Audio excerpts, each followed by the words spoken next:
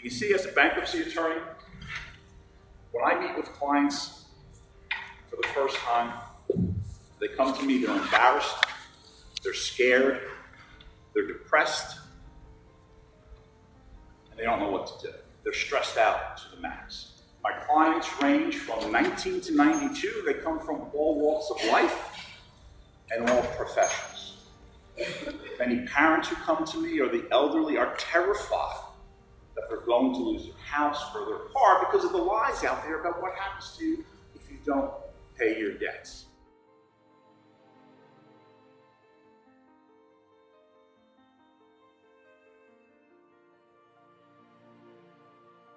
I've even had some clients tell me before coming to see me that they've contemplated suicide, either because of just a sense of hopelessness, or even a worst case scenario, because they want to get the life insurance proceeds so their spouse can pay off their debts. And that just frustrates me to no end, because I know how easily we can fix their problems.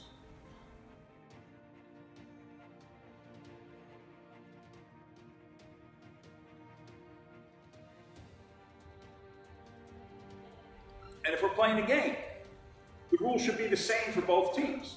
So in a baseball game, would it be fair for one team to get 3 outs in an inning and another team to get 4 outs? In a basketball game, would it be fair for one team to get 1 point for a free throw and the other team to get 2 points for a free throw? In a football game, would it be fair for one team to use a regulation football and another team's quarterback to use a slightly deflated football?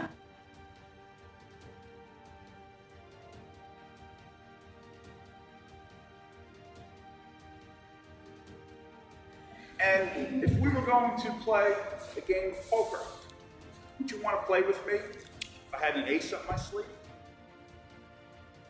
Well, when it comes to the issuing of credit, the rules of the game are similarly stacked against us.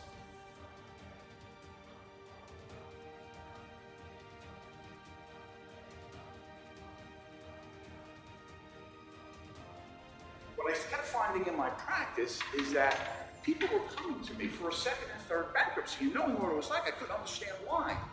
So at first I thought, well, maybe it's because we were in the epicenter of the mortgage meltdown. So maybe this is unique here in Southwest Florida. So I did some research. And the one thing that baseball and bankruptcy have in common is they keep a ton of statistics. And what I found for 2015 and 2016, 4 out of every 10 people who had filed a bankruptcy in the last 8 years had filed a previous bankruptcy.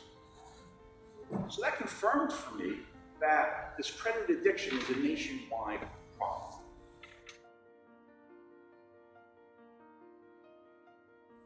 All the commercials we see on TV about having fun now, going on vacations, going out to eat.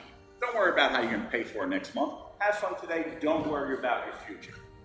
And all this is re-emphasized by our friends on Facebook and Instagram, posting the pictures of going out, going on these great vacations, buying all this stuff. To quote Will Smith, we spend money we haven't earned to buy things we don't need to impress people we don't like. Just because they give you credit doesn't mean you can afford it. That car dealer, that car salesman, he is happy to put you in that car of your dreams for a huge payment of $500. That store furniture salesman, they're happy to put you into that bedroom set for $2,000 at 28% interest. And don't tell me that, oh no, Mark, I got it for 0% interest. That's BS. They build all that into the price, and then if you default, they whack you for another 28% interest. And then finally, those payday loan stores, they're happy to loan you $500 at over 300% interest. That's a story for another day.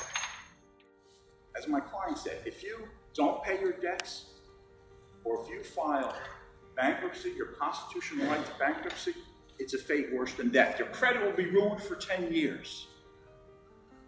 Well, they hold your credit score hostage to get you to agree to make a payment that you can't afford, just like a kidnapper would demand ransom for you to get your kid back. You know, people exchange diamond engagement rings today, but that wasn't always the case. Prior to 1930, other gemstones were used, or just a plain gold band, or actually nothing at all, just the price. But the De Beers Corporation, the largest producer of diamonds in the world, decided to partner with Hollywood to change the idea that the preferred diamond, I mean the preferred ring for engagement rings, are diamonds. And as a result, men took the bait, hook, line, and sinker, and now diamonds are the preferred engagement ring. And I have to admit that I've fallen for that diamond manipulation, as I've had the opportunity to purchase 3 diamond engagement rings. So now I believe the main reason for this is due to the lack of financial education. Again, it's not being taught in our high schools, it's not being taught in our colleges, it's not happening at the dinner table because everyone's too busy looking at their phones and not having a conversation, assuming the parents even have the knowledge to share with their kids. You know, we have these devices in our hands that allow us to connect with somebody across the world, but it takes us away from somebody sitting right next to us.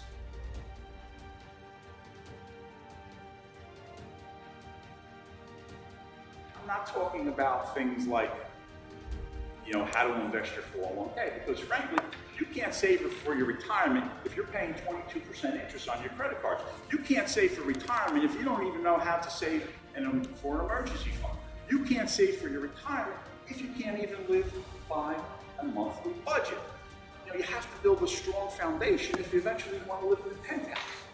But in order to do that, your company needs to have a cultural shift about the conversation about money. You know, when I first started in the workforce, I was told you don't talk about politics, religion, sex, or money. Now you go online, and all people talk about are politics, religion, and sex. The only thing they don't talk about is money. Money's the only taboo subject unless we talk about what people are showing, what they bought on credit. Imagine if you can save an employee $500 a month in wasted interest. So now that you've relieved them from the stress they're under, they have extra money to put towards their retirement or put towards their child's college. Don't you think that would become your company's biggest cheerleader? Don't you think they look forward coming to work each day knowing that their employer has their back and has just given them a $6,000 raise without any additional cost to you? Don't you think they'll stay with your company longer, decreasing your turnover and increasing your productivity and profitability? I hope I caused you some pause to think a little bit about maybe the rules of the game are not quite fair, if we even know what the rules are. But we need to fight back with the most powerful tool out there, and that's education. So I'll leave you with a quote from General Douglas MacArthur on the 3 C's of leadership. And what he said is that a true leader has the confidence to stand alone, the courage to make the tough decisions, and the compassion to listen to the needs of others. Thank you.